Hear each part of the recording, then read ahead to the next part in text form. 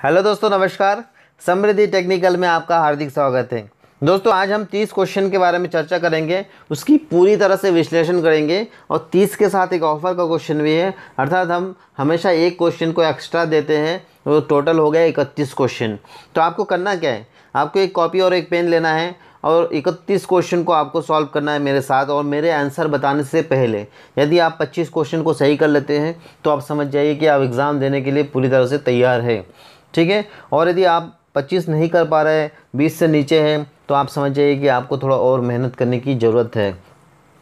तो मैं आपसे पहले ये बात बताना चाहूँगा कि यदि आप फर्स्ट टाइम मेरे चैनल को देख रहे हैं तो चैनल को सब्सक्राइब करिए, शेयर करिए और बेल आइकॉन के बटन को साथ में दबा दीजिए, क्योंकि उससे आपको तुरंत वीडियो मिल जाएगा। जैसे ही मैं वीडियो अपलोड करूँगा तो आपको तुरंत मिल जाएगा और आप देख सकते हैं।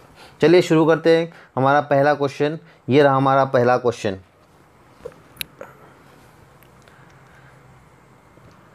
स्टैंडर्ड स्टील रूल का लिस्ट काउंट कितना होता है। तो दोस्तों, यहाँ पे मानक स्टील रूल के बारे में बताया गया है।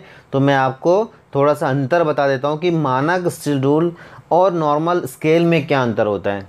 तो जैसे कि दोस्तों नाम से आपको लग रहा होगा कि स्केल मतलब होता है कि जहाँ पर अनुपातिक माप हो। जैसे मैं 30 mm को 15 में लिखता हूँ 1:2 में, ठीक है। लेकिन स्टील रूल में ऐसा नहीं होता है। स्टील रूल में आपको 300 mm को 300 mm में ही दर्शाया जाएगा।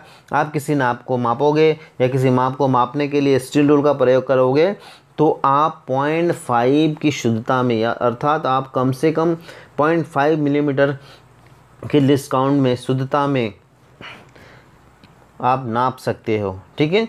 तो स्टील रूल एक स्टैंडर्ड साइज में होता है, इसे कोई चेंजेस नहीं किया जाता, जबकि स्केल में चेंज होता है। चलिए अगला क्वेश्चन देखते हैं।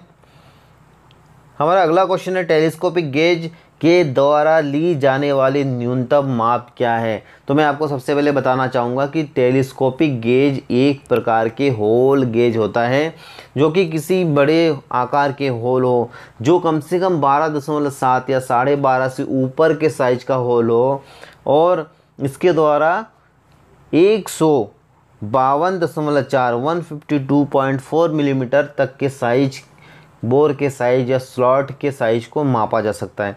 तो होता कैसा है ये होता है एक प्रकार के टी आकृति के, और इसके अंदर एक स्प्रिंग होता है। जैसे टी, उसमें पैलेंजर टाइप के होते हैं। जैसे ही आप उसको दबाते हो तो किसी स्लॉट में या बोर में डाल सकते हो। जैसे उसको छोड़ दोगे तो वो एक स्थिति में आकर रुक जाती है। फिर आप उसको लॉक करके माइक्रोमीटर में या कैलिपर में चेक कर सकते हैं, ठीक है। चलिए हम अगला क्वेश्चन देखते हैं। अगला क्वेश्चन है हमारा, मेट्रिक वर्नियर माइक्रोमीटर का लिस्ट काउंट क्या है। तो आपको यहाँ ध्यान देने की ज़रूरत है दोस्तों, माइक्रोमीटर और मेट्रिक माइक्रोमीटर में क्या अंतर है। तो जैसे कि नाम से ही क्लियर है, मेट्रिक मतलब होता है कि जिसका जो कि ब्रिटिश से अलग हो। मेट्रिक हमारे इंडियन स्टैंडर्ड में आता है, और इंडियन स्टैंडर्ड में जहाँ भी मेट्रिक शब्द जुड़ गया है और एक वर्नियर शब्द जुड़ा हुआ है, तो वर्नियर में आपको 0.01 मिलीमीटर लगाना है, जबकि मेट्रिक शब्द जुड़ने के बाद आपको 0.001 मिलीमीटर लगाना है, ठीक है। इसको आप बिल्कुल ध्यान रखिएगा। आपको 2 0 लगाना है। आप 1 0 में टिक करेंगे तो आप गलत हो जाओगे, ठीक है। तो आपको हमेशा इस चीज़ को ध्यान देना है। इस छोटे छोटे बारीकियों को ध्यान दोगे तो आपको हमेशा अच्छा नंबर मिलेगा और आप एक सफल स्टूडेंट्स के रूप में जाना जाओगे, ठीक है। तो और तीसरा इसका डी ऑप्शन यदि आप देखते हैं तो इसमें क्या होता है, फिर ब्रिटिश वाले में भी 0.001 mm होता है, तो हमको उसके साथ नहीं जाना है, हमको 2 0 वाले में जाना है। चलिए अगला क्वेश्चन देखते हैं। Question number 4, vernier bevel protector में एक अंश कितने वर्नियर भागों में बांटा जा सकता है। तो सबसे पहले तो आप वर्नियर बेवल प्रोटेक्टर के बारे में थोड़ा जान लीजिए कि वर्नियर बेवल प्रोटेक्टर एक डिग्री नापने वाला एक इंस्ट्रूमेंट्स है, और इसमें एक मेन स्केल होता है जो कि 360 डिग्री में होता है, और हर डिवीज़न में 1 डिग्री होता है। जबकि उसके साथ उसके नीचे एक वर्नियर डिवीज़न भी होता है, जिसमें 12 0 बीच में रहता है और दाएं 12 डिवीज़न रहता है, और लेफ्ट में, राइट में 12 और लेफ्ट में 12 रहता है। तो 1 डिग्री बराबर से कितना होता है, 60। मिनट और उसको 12 भाग में बांट दिया तो हो गया 5 मिनट उसका लिस्ट काउंट। तो कितने भाग में बांटे? 12 भाग में। ठीक है, 1 डिग्री को हमने 12 भाग में बांटे तो 5 मिनट उसका लिस्ट काउंट आ जाता है। तो अंतर जो आता है वो लिस्ट काउंट होता है। और मैं आपको अगला जो कुछ क्वेश्चन होगा उसमें बताऊंगा कि लिस्ट काउंट कैसे निकाला जाता है, उसके बारे में हम चर्चा करेंगे। आप इस वीडियो को लास्ट तक देखते रहिए। चलिए अगला क्वेश्चन देखते हैं। बेबल चांदे द्वारा किसी माप को मापने के लिए संदर्भ आधार के रूप में प्रयुक्त पुर्जे को क्या कहते हैं? भाषा को समझिए, ये सारे एग्ज़ाम वाले क्वेश्चन हैं। आपको बहुत ही ज़्यादा इस टाइप के क्वेश्चन सामना करना पड़ेंगे आजकल के एग्ज़ामों में। तो बेबल चांदे जो होता है, बेबल प्रोटेक्टर है, चांदे को प्रोटेक्टर बोलते हैं। और इसमें जो जॉब को रेफरेंस किसके साथ लेते हैं, तो आप देखेंगे कि उसमें एक होता है स्टॉक और दूसरा होता है ब्लेड। तो उसके ऊपर एक डिस्क रहता है। तो जब जॉब को टच करते हैं तो स्टॉक के साथ टच होता है। एक नीचे सपोर्ट जो आता है वो स्टॉक के साथ आता है। और ब्लेड दोनों के बीच में आ जाता है। और उसके जीरो जो है वो जिस डिग्री में जाता है वहाँ के मेन डिग्री को ले लिया जाता है। और बर्नियर भाग जिसके साथ मैच करता है तो बर्नियर के भाग को भी हम ले लेते हैं। इसके बारे में भी मैं वीडियो बनाऊंगा तो आपको अच्छे से आप तक पहुंचाऊंगा मैं इसको, आप उससे अच्छे से देख सकते हैं। तो जॉब देखिए, मैंने चित्र बनाया इसमें एक स्टॉक बनाई है नीचे और जो डिस्क है ऊपर, उसके साथ में बीच में जो एंगल बना है वहाँ पे इसको जॉब को सपोर्ट देते हैं। तो इसका जो आंसर होगा वो होगा ऑप्शन नंबर बी, स्टॉक। ठीक है, तो ये एक बहुत अच्छा इंस्ट्रूमेंट है, इसके बारे में हम लोग अच्छे से पढ़ेंगे। और अभी तो इसको हम सिर्फ आंसर देख लेते हैं, बी, स्टॉक। चलिए अगला क्वेश्चन है 6। मेट्रिक माइक्रोमीटर में एक थिम्बल स्केल का मूल्य या थिम्बल स्केल भाग का मूल्य कितना होता है? तो यहाँ पे फिर मेट्रिक माइक्रोमीटर आया। ठीक है ना, तो एक थिम्बल, तो यहाँ पे आपको देखना है कि माइक्रोमीटर का थिम्बल का मान क्या होता है। तो दोस्तों माइक्रोमीटर में कितने हिस्से होते हैं? मुख्य रूप से एक फ्रेम वाला हिस्सा होता है। तो ये और थिम्बल देखिए आप, ये स्लेब और ये थिम्बल, तो उसमें जो लाइन है उसका एक भाग का मान होता है 0.01। ठीक है, तो जब इसको आप अच्छे से देखेंगे, माइक्रोमीटर को आप हाथ में लेके देखेंगे तो उसमें आप देखेंगे कि माइक्रोमीटर के ऊपर 50 बराबर भागों में डिवाइड किया हुआ है माइक्रोमीटर के जो थिम्बल होते हैं उसमें। और हर एक डिवीज़न का मान होता है 0.01। आप जो भी रीडिंग लेते हैं और डेटम लाइन के साथ जो भी भाग मैच कर जाता है आप उसके साथ उसको जोड़ देते हैं। ऐसे करके आप माइक्रोमीटर के कुल रीडिंग को पढ़ते हैं। हमने इसके वीडियो डाले हैं कि रीडिंग को कैसे सेट करते हैं, उसको आप ज़रूर देखना।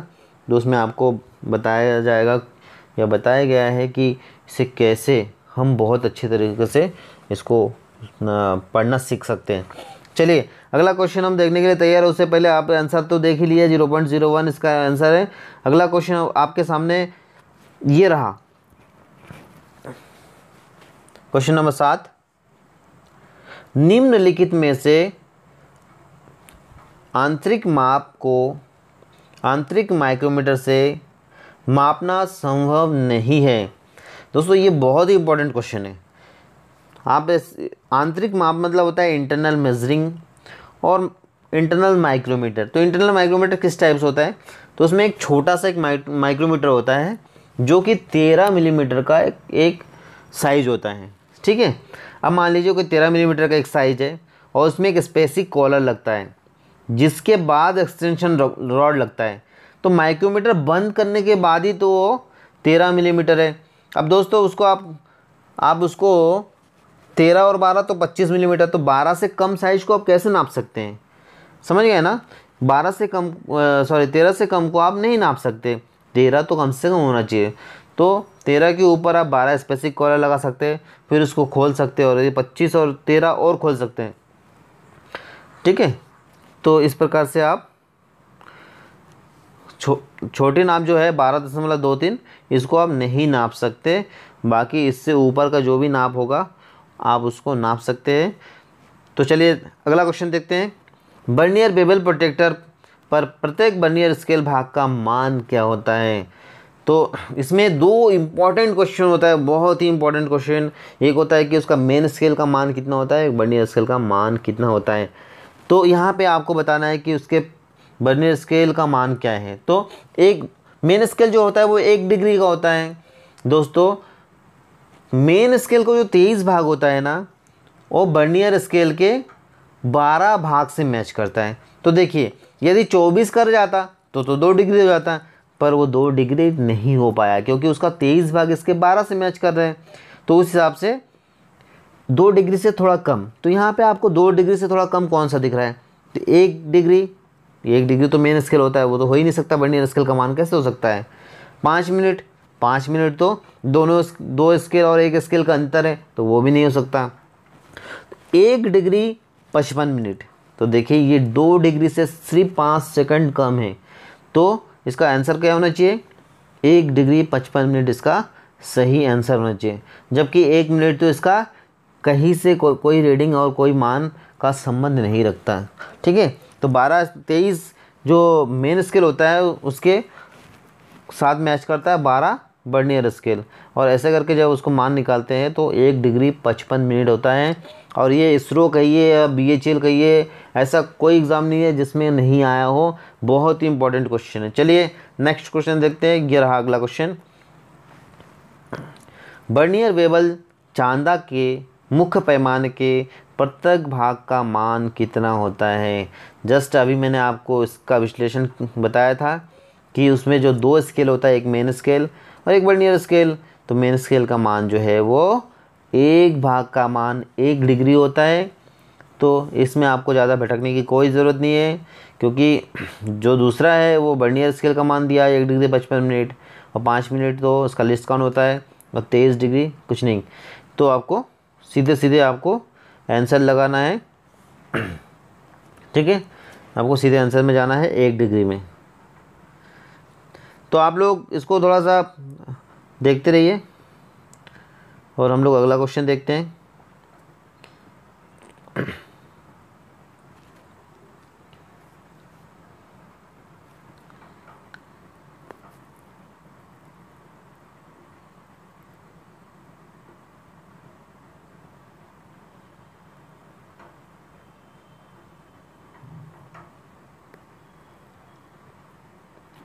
तो यहाँ पे देखिए, ये स्केल है और इसके हर एक जो डिस्क होते हैं उसके हर एक भाग का मान 1 डिग्री होता है।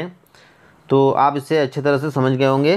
तो इसका सही जवाब होगा 1 डिग्री, और इसमें आपको दाएं बाएं कुछ नहीं देखना है, आप सीधे सीधे 1 डिग्री पे लगाइए और आपका आंसर बिल्कुल सही होगा। चलिए अगला क्वेश्चन देखते हैं, ये रहा क्वेश्चन नंबर 10। निम्नलिखित में से 1 मिनट की शुद्धता तक घटक के कोण का मापना संभव है। तो दोस्तों यहाँ पे आप 1 मिनट की शुद्धता में आप एक बार मन में ही सोचिए कि ऐसा कौन सा इंस्ट्रूमेंट है या ऐसा कौन सा टूल है जिससे 1 मिनट की शुद्धता में जॉब को माप सकते हैं या चेक कर सकते हैं। आपके दिमाग में क्या आ रहा होगा, बेवल प्रोटेक्टर? नहीं, क्योंकि बेवल प्रोटेक्टर से तो हम 5 मिनट तक नाप रहे हैं। तो 5 मिनट ज़्यादा एक्यूरेसी की 1 मिनट, तो निश्चित तौर पे 1 मिनट, मतलब हम बेवल प्रोटेक्टर से नहीं कर सकते, मतलब बेवल प्रोटेक्टर से भी नहीं, वर्नियर बेवल प्रोटेक्टर से भी नहीं। तो ये दोनों तो खारिज हो गया। संयोजित सेट, संयोजित सेट मतलब क्या होता है, संयोजित सेट को कॉम्बिनेशन सेट बोला जाता है, और कॉम्बिनेशन सेट में 1 मिनट का कहीं से कहीं तक के संबंध नहीं होता है। 1 मिनट नहीं हो सकता, उसमें 1 डिग्री हो सकता है। ठीक है, और नेक्स्ट जो और लास्ट जो बचता है, स्लिप गेज सहित साइन बार। तो साइन बार में 1 मिनट की शुद्धता में आप जॉब को चेक कर सकते हो। तो उसमें आपने देखा होगा ये इस टाइप से साइन बार होता है, एक साइड स्टॉपर होता है, 2 रोलर होते हैं, उसके नीचे आप स्लिप गेज को सेट करके और आपके साइन बार को ऊपर उठाते हैं तो जॉब इस टाइप से सेट होता है। इसके ऊपर एक DTI डायल ट्विस्ट इंडिकेटर लगाया जाता है, जब वो 0-0 में आ जाए तो उसे सेट कर लिया जाता है। उसके बाद एक फार्मूला लगाते हैं। चलिए अगला क्वेश्चन है, मेट्रिक माइक्रोमीटर पर स्पिंडल चूड़ी का अंतराल कितना होता है। बहुत ही ज़बरदस्त क्वेश्चन है दोस्तों। मेट्रिक माइक्रोमीटर के स्पेंडल पर चूड़ी का अंतराल कितना होता है? अंतराल मतलब होता है इसका गैप, गैप मतलब होता है पिच, पिच कितना होता है? तो पिच का परिभाषा क्या होता है? हील्स और मतलब किसी भी थ्रेड्स के हील्स और दूसरे थ्रेड्स के उसी स्थान है, हील्स हो, हील्स मीन्स क्या होता है? क्रेस्ट, या आप क्रेस्ट से यदि ले रहे हैं तो क्रेस्ट टू क्रेस्ट, और रूट से ले रहे हैं तो रूट से रूट, उसके बीच के दूरी, उसको बोलते हैं अंतराल। तो यहाँ पे आपको मेट्रिक माइक्रोमीटर में क्या दिख रहा है? तो आपने पढ़ा होगा कि मेट्रिक माइक्रोमीटर का पिच 0.5 होता है। यहाँ पे देखिए मैंने दिखाया कि कैसे होता है पिच, ये क्रस्ट से क्रस्ट के बीच की दूरी को पिच कहते हैं। तो यहाँ आपने देखा इसका आंसर है 0.5 मिलीमीटर। ये सिर्फ मेट्रिक वाले के लिए है, और जो इंच वाला होता है इसमें होता है 1/40 इंच, क्योंकि 1 इंच को 40 बराबर भागों में बांटते हैं। और माइक्रोमीटर किसका सिद्धांत में काम करता है? नट बोल्ट या लीड पिच, ठीक है। तो आंसर हो गया आपका ये। चलिए अगला क्वेश्चन देखते हैं, क्वेश्चन नंबर 12। एक मेट्रिक वर्नियर कैलिपर का अल्पतमांक ज्ञात कीजिए, या कितना होता है? तो यहाँ कैलिपर के बारे में बताना है। वर्नियर कैलिपर आपने देखा होगा, वर्नियर कैलिपर कैसे होते हैं? वर्नियर कैलिपर किस सिद्धांत में काम करता है? वर्नियर कैलिपर दो स्केलों के अंतरों के आधार पर काम करते हैं। उसमें एक मेन स्केल होते हैं और दूसरा होता है वर्नियर स्केल। तो आपने पढ़ा होगा कि वर्नियर स्केल के 50 भाग मेन स्केल के 49 भागों के साथ मैच करता है। तो दोस्तों ये जो थोड़ा थोड़ा अंतर होता है ना दो स्केलों के बीच में, ये कितना होता है? उसी अंतर के आधार पर ये काम करता है। दो स्केल यहाँ पे देखिए, एक मेन स्केल होता है और नीचे जो है वो वर्नियर स्केल, ये दोनों स्केलों के अंतर के आधार पर काम करते हैं। और यदि हम इस दोनों स्केलों के बीच के जो अंतर देखें प्रत्येक डिवीज़न के बीच, तो वो होता है 0.02 मिलीमीटर, ठीक है। चलिए नेक्स्ट क्वेश्चन देखते हैं। वर्नियर बेवल प्रोटेक्टर का अल्पात्मांक क्या होता है? तो वर्नियर बेवल प्रोटेक्टर जो होता है वो उसका अल्पात्मांक आपको बताया मैंने, 5 मिनट इसका अल्पात्मांक होता है। आप लोगों ने कर लिया? चलिए, क्योंकि 1 मिनट से कम तो इसका नहीं होता है, और 5 मिनट एक उस है सही आंसर लायक को, मतलब आपके पास ऑप्शन 1 डिग्री, तो 1 डिग्री तो उसके मेन स्केल का मान होता है, और 1 डिग्री 55 मिनट जो है उसका वर्नियर स्केल का मान होता है। तो यहाँ पे मैंने आपको निकालना सिखाया 1 डिग्री बराबर से 60 मिनट। तो 60 मिनट में नहीं होगा तो आप दो भाग लीजिए, उसमें 60 का गुणा कीजिए, क्योंकि 1 मिनट बराबर से मतलब 1 डिग्री बराबर से 60 मिनट। आप दो मेन स्केल के भाग और एक वर्नियर भाग को घटाएंगे, तो 120 में से 115 घटाएंगे तो आएगा 5 मिनट। इसका अंतर आपके सामने आंसर होगा। इसी को लिस्ट काउंट, देखिए जहाँ भी हम लोग दो स्केलों को अंतर देखते हैं ना, इसी प्रकार से लेते हैं, ठीक है।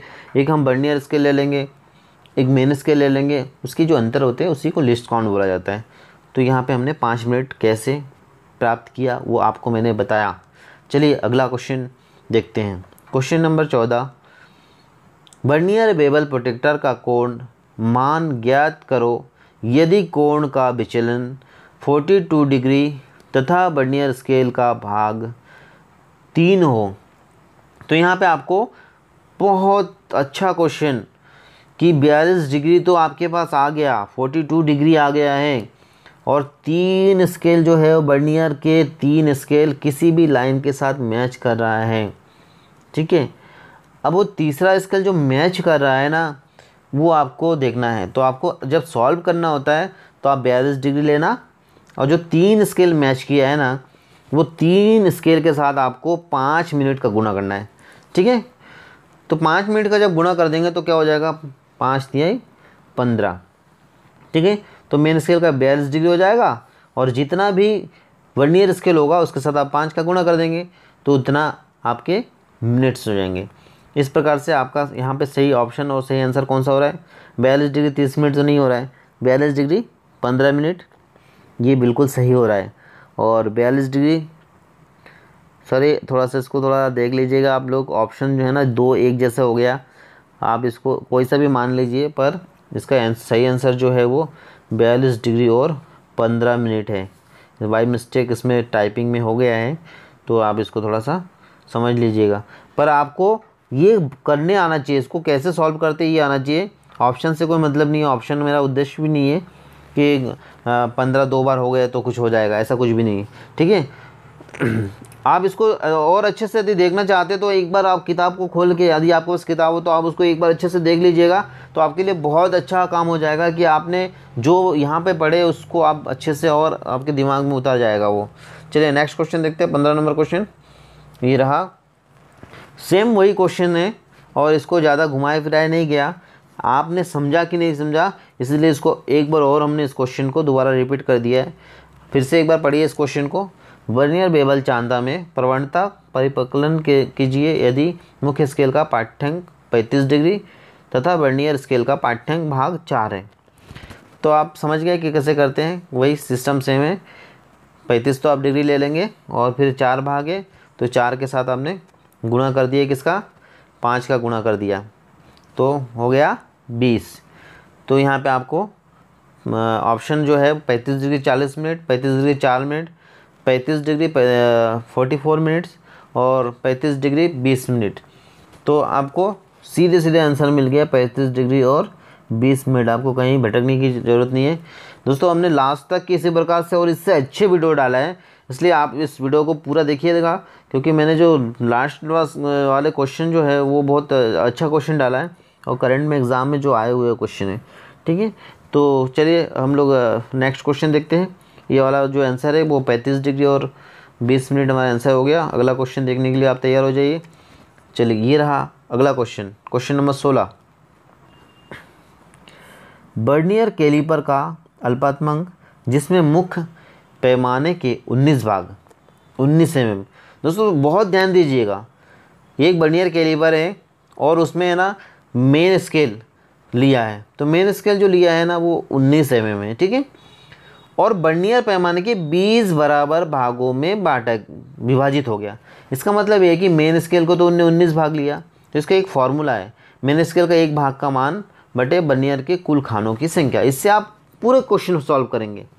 तो मैंने लिया था एक भाग का मान 1, ठीक है, और बटे वर्नियर के खानों की संख्या 20। आप कॉपी पेन से करिए, एक भाग का मान लेना है आपको, तो एक भाग का मान मुख्य स्केल का 1 होगा और वर्नियर का भागों की संख्या होगा 20। आप इसको जब करेंगे तो एक को आप नहीं काट पाएंगे, फिर दशमलव लगाएंगे, फिर एक जीरो लगाएंगे, फिर एक बार जीरो लगाएंगे, एक जीरो आप इस साइड उतार लेंगे और फिर आप उसको 5 बार में काट देंगे। इस टाइप से आप कॉपी में करिए। आप देखिए इसका आंसर आ जाएगा आपको 0.01 mm इसका आंसर है, 0.02 है। तो आपका सही आंसर क्या आएगा, डी ऑप्शन इसका सही आएगा, क्योंकि 5 बार में आप पूरा इसको काट देते हैं। तो 0.05 mm इसका सही आंसर होगा, ठीक है। अगला क्वेश्चन देखते हैं। बाहरी माइक्रोमीटर के बैरल पर बनी हुई सबसे छोटी डिवीज़न इनमें से कौन सा है। एक बहुत छोटा सा सिंपल सा क्वेश्चन है। बाहरी माइक्रोमीटर मतलब होता है आउटसाइड माइक्रोमीटर। तो उसका जो बैरल होता है, बैरल किसे कहते हैं, जिसके ऊपर पूरा ग्रेजुएशन बना होता है, उसको बोलते हैं बैरल। बैरल या स्लिप दोनों नाम से, कोई भी एक नाम से बोला जाता है, ठीक है। तो उसमें जो डिवीज़न होता है ना दोस्तों, तो उसमें क्या कैसे होता है मालूम है आपको। उसमें होता है एक सीधे डटम लाइन और उसके ऊपर जो ग्रेजुएशन होगा पहले 0 होगा, फिर एक छोटा लाइन होगा, फिर एक बड़ा लाइन होगा, तो उसको बोलेंगे 1। तो मतलब जो छोटे लाइन हमने बनाया है ना या बना हुआ है उसको हम 0.5 लेंगे। देखिए ये छोटा लाइन है, फिर बड़ा, तो 0 फिर 1, और बीच में जो लाइन होता है उसको हम सब डिवीज़न बोलते हैं। तो वो उसमें ये बोला है कि एक छोटा डिवीज़न का मान कितना होता है, तो कितना होता है 0.5 mm, ठीक है। तो इसमें आपको ऑप्शन नंबर 4 के साथ जाना है, 0.5 mm। इस प्रकार से वो पूरे 25 मिलीमीटर का एक माइक्रोमीटर होता है और उसमें 50 भाग बांट देते हैं। 0.5 1, फिर 0.5 2, फिर 0.5 3, इस प्रकार से उसको बांटा जाता है। तो आप कभी भूलना मत इसको, है ना। और आप हमेशा याद रखिएगा कि इसका डेटम लाइन जो होता है वो थिम्बल के 0 के साथ मैच होना चाहिए, नहीं तो फिर एरर आता है। वो एरर को भी हम पॉजिटिव नेगेटिव में कैसे दर्शाते हैं, मैं कुछ क्वेश्चन बताऊंगा आपको इस टाइप से भी। चलिए हम लोग अगला क्वेश्चन देख लेते हैं, क्वेश्चन नंबर 18। देखिए क्वेश्चन नंबर 18 है, प्रोटेक्टर की परिशुद्धता कितनी होती है। दोस्तों ये इस टाइप से क्वेश्चन आपके दिमाग को घुमा देते हैं। हम लोग क्या करते हैं कि हमेशा bevel protector bevel protector bevel protector और ये सब पढ़ के हम इजी क्वेश्चन को अपने दिमाग से निकाल देते हैं और हमारा दिमाग उसी ओर चला जाता है जिस ओर हम हमेशा भागते रहते, लेकिन हम ध्यान नहीं देते कि हम छोटे क्वेश्चन को भूल रहे हैं। और ये क्वेश्चन में कई बार लोगों ने गलत किया है। इसमें सिर्फ ये आपको एक छोटा सा डी जो हम लोग छोटे से कंपास बॉक्स में यूज करते हैं, जिसकी आपको एक भाग के मान बताना है। तो इसका प्रोटेक्टर का एक भाग का मान होता है 1 डिग्री। और लोग इसमें 5 मिनट कई बार आप ध्यान नहीं लगाते, और सिर्फ 5 मिनट लगा के बोलते हैं यार मैंने तो सही किया था, अरे यार मेरा तो गलत हो गया, मैंने इतने नंबर सही किए थे लेकिन गलत किस हुए। तो ये कारण होता है। चलिए हम लोग अगला क्वेश्चन देखते हैं। क्वेश्चन नंबर 19 देखते हैं। ये रहा 19। यहाँ पे डेप्थ माइक्रोमीटर बोला है। जो गहराई माइक्रोमीटर होता है दोस्तों, एक साधारण माइक्रोमीटर नहीं होता है, वो जो उसकी रीडिंग जो है वो उल्टा होता है। तो वो जब उसमें एरर आ जाए या उसकी सेटिंग गड़बड़ हो जाए, तब हम उसको सेट कैसे करेंगे या हम कैसे पता करेंगे कि माइक्रोमीटर में गड़बड़ी है। तो टेस्ट पीस हो गया, ये सेटिंग पीस हो गया, ये आउटसाइड माइक्रोमीटर के लिए सही रहता है। टेस्ट पीस जो रहता है वो इनसाइड के लिए सही रहता है ना। स्टेड एज, तो स्टेड एज में इतना शुद्धता नहीं होती है कि हम माइक्रोमीटर को चेक कर लें उसके ऊपर रख के। तो सरफेस प्लेट क्या होता है, सरफेस प्लेट के ऊपर हम डेप्थ माइक्रोमीटर को रख देते हैं। रखने के बाद फिर हम देखते हैं कि उसके जीरो जो है वो डेटम लाइन के साथ मैच कर रहा है कि नहीं। इस प्रकार से हम चेक करते हैं उसे। तो सरफेस प्लेट आंसर होगा हमारा। चलिए हम लोग अगला क्वेश्चन देख लेते हैं। ये रहा हमारा question number 20। British vernier micrometer के थिम्बल को कितने बराबर भागों में बांटा गया है।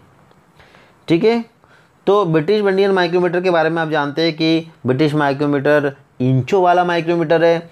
उसमें जो इंच होता है वो 1 इंच के साइज़ में मिलता है, और 1 इंच को 40 बराबर भागों में बांटते हैं। उसके जो बैरल रहते हैं उसमें 1 इंच को हम 40 बराबर भाग में बांट के माइक्रोमीटर मतलब कंप्लीट होता है वो। और उसके जो थिम्बल होता है, जहाँ पे हम मेट्रिक माइक्रोमीटर में 50 बराबर भाग देखे थे और उसका मान देखा था 0.01 मिलीमीटर। दोस्तों यहाँ पे 50 नहीं होगा, यहाँ सिर्फ 25 भाग होगा। ठीक है, तो इसके जो थिम्बल होते हैं उसके 25 भाग होते हैं। और इस टाइप से आप देखिए, और 1 इंच को 40 बराबर भाग में बांटते हैं, और उतने जो 1/40 भाग होते हैं उसको थिम्बल में 25 भाग में दर्शाते हैं। चलिए आगे कभी इसको और डिटेल बताएंगे। अगला क्वेश्चन देख लेते हैं। Question number 21। हाइड्रोलिक पाइप के दीवार की मोटाई नापने के लिए यंत्र का प्रयोग किया जाता है। दोस्तों यहाँ हाइड्रोलिक शब्द जोड़ के लोगों को भ्रमित करने का एक ऑप्शन बनाया गया। हाइड्रोलिक से कोई मतलब नहीं है, हमारे यहाँ सिर्फ एक ही मतलब है, किसी पाइप की वॉल थिकनेस या किसी पाइप की दीवार की मोटाई नापने के लिए कौन सा यंत्र का या कौन सा माइक्रोमीटर का प्रयोग करते हैं। तो यहाँ पे डेप्थ माइक्रोमीटर, तो दीवार से कोई संबंध ही नहीं है। इनसाइड माइक्रोमीटर, तो ये दोस्तों स्लॉट को नाप सकते हैं। आउटसाइड माइक्रोमीटर, दोस्तों आउटसाइड माइक्रोमीटर से तो हम पाइप के पूरे व्यास को, बाहरी व्यास को नाप सकते हैं, पर हमें क्या नापना है, हमें बॉल की जो थिकनेस होता है, किसी पाइप के जो कितने मोटी पाइप है उसकी थिकनेस क्या है वो नापना है। तो यहाँ पे एक माइक्रोमीटर यूज करना है। वो माइक्रोमीटर कैसे होगा, सामने से बेंड होगा और 90 डिग्री में, ये पहले तो यू आकार होगा, सामने से एक सीधे स्ट्रेट होगा उसका एनबिल, और उससे क्या हम वॉल थिकनेस को नाप सकते हैं। आप इसको मैंने आपको बता दिया, आप थोड़ा सा इसको किताब में देखेंगे ना तो आपको बहुत अच्छा क्लियर हो जाएगा। ठीक है, क्योंकि मैं सारे चित्र नहीं बना सकता यहाँ पे। चलिए अगला क्वेश्चन देखते हैं। क्वेश्चन नंबर 22, फिर भी मैंने कोशिश किया। 22 नंबर क्वेश्चन ये है, जब एक मुख्य स्केल 1 मिलीमीटर के बराबर हो। यहाँ पे आप थोड़ा ध्यान दीजिएगा, बहुत अच्छा क्वेश्चन है। जब एक मुख्य स्केल 1 मिलीमीटर के बराबर हो और वर्नियर के भाग 10 9 मुख्य भाग के बराबर हो तो न्यूनतम गणना का निर्धारण करें। दोस्तों ये सब क्वेश्चन क्या है, ये सब एक घुमाने का तरीका है।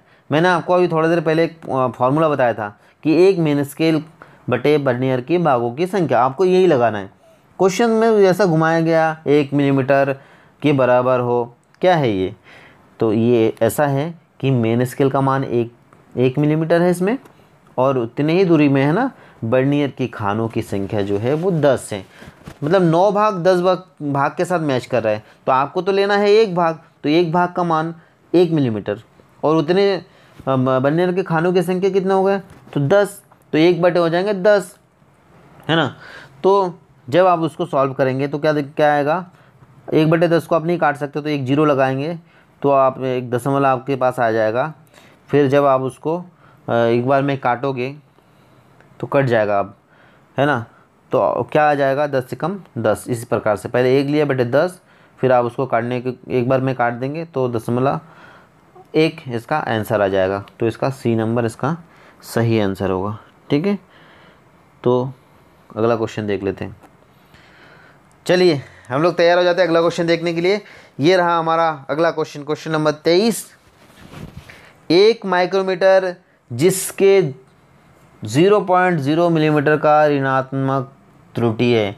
दोस्तों ये वो एरर वाला क्वेश्चन आ गया जो मैंने आपको बताया था कि मैं आपको एरर वाले बताऊंगा।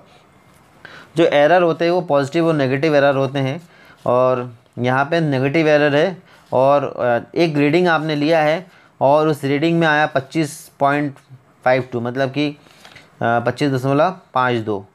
ठीक है, तो आपको क्या नेगेटिव एरर में जोड़ना रहता है, ठीक है, और पॉजिटिव एरर में घटाना रहता है, जो भी कुल रीडिंग आता है उसमें। तो यहाँ पे आपने जोड़ दिया, नेगेटिव एरर है तो आपने इसको जोड़ दिया, तो 25.52 था और आपने प्लस कर दिया 0.03, तो आ जाएगा आपका 50, मतलब आप जोड़ेंगे तो कितना आएगा, 25.55 mm। ठीक है, यहाँ पे ऑप्शन में कुछ गड़बड़ लग रहा है क्या, 5, ठीक है, ठीक है। यदि ऑप्शन में थोड़ा सा यदि होगा कुछ तो आप देख लीजिएगा, बाकी इसका फंडा आप समझ गए हैं कि ऋणात्मक आए तो आपको जोड़ना है, और पॉजिटिव धनात्मक में आए तो आपको उसमें से घटाना है। तो इस आधार पे आप कोई भी क्वेश्चन आएगा उसको आंसर आप करिएगा ज़रूर। चलिए अगला क्वेश्चन देखते हैं। सबसे अधिक प्रयोग या इस्तेमाल किए जाने वाले वर्नियर हाइट गेज की बीम की ऊंचाई कितनी होती है। दोस्तों आप थोड़ा ये इस चीज़ को ध्यान रखिएगा। एक क्वेश्चन आता है कि वर्नियर का साइज कैसे लिया जाता है, तो निश्चित तौर पे बीम से। बीम क्या होता है, जैसे आप लोग घर बनाते हो और उसको आप कॉलम बीम बनाते हैं, उसी प्रकार से बीम मतलब ये होता है कि उसकी जो रीडिंग रहता है वो पूरे उसी के ऊपर रहता है, और वो सबसे ज़्यादा नॉर्मली जो यूज करते हैं पूरा भारतवर्ष या दुनिया में सबसे ज़्यादा यूज करने वाला साइज़ जो होता है वो आप बताइए कितना है। इसका आंसर होता है 300 mm। ठीक है, आप लोगों ने कर लिया होगा। 150 mm बहुत छोटा साइज होता है, इसका आमतौर पर प्रयोग नहीं किया जाता है, और 300 mm जो है वो स्टैंडर्ड है। कुछ चीज़ें जो है वो हमेशा स्टैंडर्ड होता है, जैसे स्टील रूल होता है स्टैंडर्ड 300 mm का होता है, हम लोग देखते हैं हमेशा यूज करते हैं बचपन से, या ITI हो या इंजीनियरिंग हो 300 का यूज करते हैं। इसी प्रकार के 600 mm होते हैं, और 1000 का जो है वो इंडस्ट्रियल यूज के लिए होता है, जहाँ बड़े बड़े जॉबों की मार्किंग करने के लिए आवश्यकता होती है। चलिए अगला क्वेश्चन देख लेते हैं। वर्नियर माइक्रोमीटर के अल्पांक क्या है। दोस्तों एक छोटा सा क्वेश्चन है और इसको हम पहले ही शामिल कर सकते थे, लेकिन मैंने बाकी चीज़ों को समझाने के लिए इसको थोड़ा पेंडिंग कर दिया था, और इसलिए मैंने इसे लास्ट के और थोड़ा लास्ट तरफ के कर दिया है। तो आपको मालूम है कि वर्नियर माइक्रोमीटर जो है वो उसका रीडिंग उस टाइम मैंने आपको पहला या दूसरा क्वेश्चन में बताया था कि जहाँ पे मैट्रिक शब्द नहीं जुड़ा है वहाँ पे आपको 1 0 कम लगाना है। मैट्रिक शब्द जुड़ जाता है तो आपको 1 0 ज़्यादा लगाना है। तो यहाँ पे आप क्या लगाएंगे बताइए। आपका दोनों ऑप्शन है, 0.001 mm भी है, 0.01 mm भी है, और 0.02 mm भी है। तो निश्चित तौर पे आपको यहाँ पे चलिए यहाँ पे आपको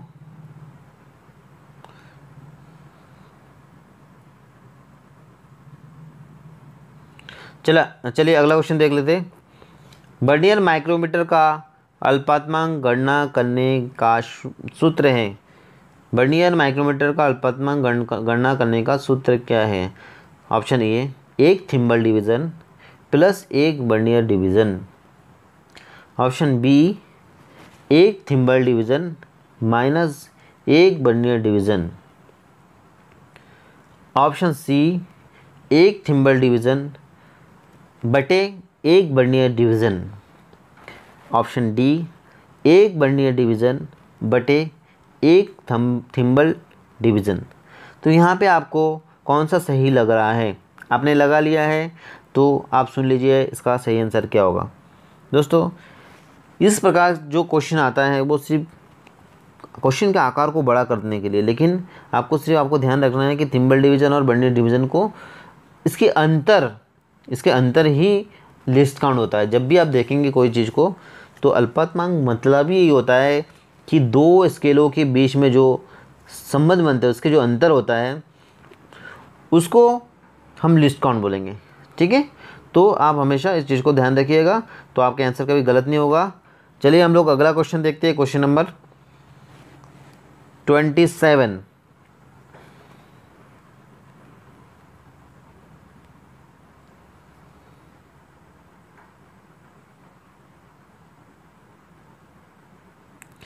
किसी कार्य की बैच की सक्रियता का परीक्षण निम्न में से किस उपकरण द्वारा किया जाता है? यहाँ पे आप सकेंद्रीयता का परीक्षण लिखिएगा। ये मिस टाइपिंग है, टाइपिंग में थोड़ा सा मिसिंग हुआ है। यहाँ पे सकेंद्रीयता या संकेंद्रीयता होगा, आप ध्यान रखिए। ठीक है, इसका मतलब है कि आप किसी जॉब को जब मशीन में बांधते हैं या किसी जॉब को आप उसके पूरे सिलेंडरिसिटी है कि नहीं चेक करते हैं, तो आप कौन सा गेज का प्रयोग करेंगे यहाँ पे। तो दोस्तों, मैं आपको यहाँ बता दूँ कि माइक्रोमीटर का यहाँ गेज की सेंटर चेक करने का कोई भी संबंध नहीं है, ना चेक कर सकते हैं। डायल कैलिपर भी नहीं, और डायल टच इंडिकेटर से हम कर सकते हैं और यही करते हैं। ठीक है, चलिए अगला क्वेश्चन देखते हैं, क्वेश्चन नंबर 28। वर्नियर माइक्रोमीटर के डेटम लाइन से ऊपर अतिरिक्त समान फासले वाले ग्रेजुएशन दिए गए हैं। यहाँ पे आपको वर्नियर माइक्रोमीटर के बारे में बोला गया है। मीट्रिक वर्नियर माइक्रोमीटर, जिसमें आपको उसके जो बैरल होते हैं, उसके बैरल में आपको वर्टिकल लाइन के साथ साथ हॉरिजॉन्टल इस प्रकार से देखिए, इस प्रकार से आपको 10 लाइन दिखेंगे। आप इसे देखिएगा ज़रूर। इसमें 10 समान लाइन होते हैं और उसके जो लाइन होते हैं ना, वो थिम्बल में जो लाइन होते हैं वो 50 लाइन, तो उसके 9 लाइन, और ये जो हॉरिजॉन्टल लाइन होते हैं उसके 10 लाइन के साथ मैच करता है। तो इस प्रकार से इसका रीडिंग और भी एक्यूरेसी में आ जाता है, और जब भी हम इसको पढ़ते हैं तो हमारा जो आंसर आता है बहुत फाइन आंसर आता है। और आमतौर पर माइक्रोमीटर से भी ये इसकी एक्यूरेसी बहुत अच्छा होता है, पर इतने एक्यूरेसी में बहुत कम लोग काम करते हैं, पर मेरा फ़र्ज़ है कि आप लोगों को बताऊं। इस प्रकार से क्वेश्चन आते हैं, कुछ चित्र बन के आता है कि इनमें कितना लाइन होते हैं, या इसके 10 लाइन थिम्बल के कितने लाइन से, इसके जो हॉरिजॉन्टल लाइन है इसके 10 लाइन थिम्बल के कितने लाइन से मैच करते हैं। तो आपको कितना बताना है कि इसके 10 लाइन, बैरल के ऊपर जो हॉरिजॉन्टल 10 लाइन होते हैं वो थिम्बल के ऊपर के 9 लाइन के साथ मैच करता है। ठीक है, तो आपको ये चीज़ और साथ में जोड़ देना है। ठीक है, तो थिम्बल के मान तो 0.001 सॉरी, थिम्बल के मान जो आता है 0.01, उसके साथ आप और 0.001 को और जोड़ते हैं तो आपके पूरा कुल रीडिंग आता है। इसके बारे में हम लोग पढ़ेंगे आगे। अगला क्वेश्चन देखिए 29। यांत्रिकी तथा मापन उपकरण मशीन के इंडेटर में प्रयुक्त स्टाइलस किस धातु के या किस धातु का बना होता है? तो आपको पता है ये स्टाइलस क्या होता है? तो स्टाइलस के बारे में मैं आपको बताना चाहूँगा। स्टाइलस क्या होता है, एक प्रकार के किसी सरफेस को चेक करने के लिए एक जिस प्रकार के डायल टच इंडिकेटर के नीचे वाला जो भाग होता है वो स्टाइलस लगा होता है। जॉब के साथ सीधे संपर्क खाते हैं, रगड़ खाते हैं, इसलिए इसे क्या है बहुत अच्छा मटेरियल का बना होना चाहिए। आपने टेलीशार्प देखा होंगे, पढ़े होंगे, सरफेस गेज, ये सारे चीज़ में जो स्टाइलस होता है ना वो डायमंड का बना होता है। और डायमंड क्या होता है कि ये घिसता नहीं है, तो जब नहीं घिसता है तो उसमें एरर नहीं आती है, एरर नहीं आता है तो हमारे माप जो है वो अच्छा माप हमको मिल जाता है। और ढलवा लोहा डलवा मिश्र धातु, ये सब इसका आंसर नहीं हो सकता, डायमंड इसका सही आंसर है। चलिए अगला 30 नंबर क्वेश्चन देखते हैं और उसके बाद हम एक ऑफर वाला क्वेश्चन भी देखेंगे। वर्नियर हाइट गेज के उस पुर्जे का नाम बताइए जिस पर मुख्य स्केल के भाग चिन्हित होते हैं।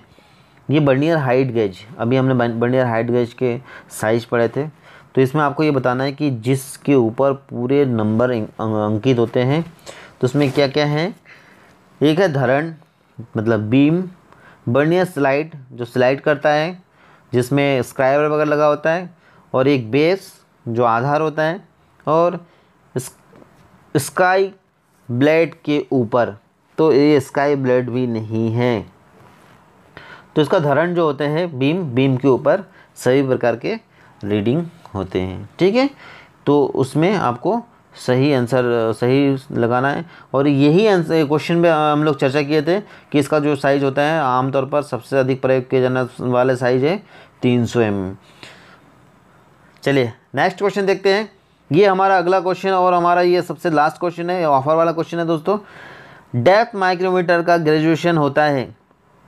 डेप्थ माइक्रोमीटर का ग्रेजुएशन आपको मैंने थोड़ा सा हिंट्स दे दिया था, तो आप इसको बिल्कुल सही आंसर लगाइए और आप उस 25 के क्लब में शामिल हो जाइए। बाहरी माइक्रोमीटर के समान दोनों थिम्बल और स्लिप, क्या बाहरी माइक्रोमीटर जैसा होता है ऐसा होता है क्या? जैसे आप आगे बढ़ाओगे तो फिर जैसे आप खोलोगे तो फिर 1 2 3 5 आपको दिखने लगेंगे? नहीं दोस्तों, इसमें ऐसा नहीं होता। इसमें क्या भाग ढकता है, जैसे जैसे आप घुमाओगे तो जितना भाग ढकता है उतना आपको लेना है। उसमें आपको जितना भाग दिखता है उतना लेना होता है, और इसमें जितना भाग नहीं दिखता है वो आपको लेना होता है। तो इसमें आंसर क्या आएगा? स्लीव बाहरी माइक्रोमीटर के विपरीत दिशा में, ठीक है, क्योंकि वो उल्टा होता है उसकी। तो आप ये समझ गए, और आशा करता हूँ कि बहुत अच्छा लगा होगा। ये सारे क्वेश्चन आपके लिए बहुत उपयोगी था। यदि आपको अच्छा लगा तो लाइक और सब्सक्राइब जरूर करिए, शेयर करिए, और आप देखते रहिए समृद्धि टेक्निक।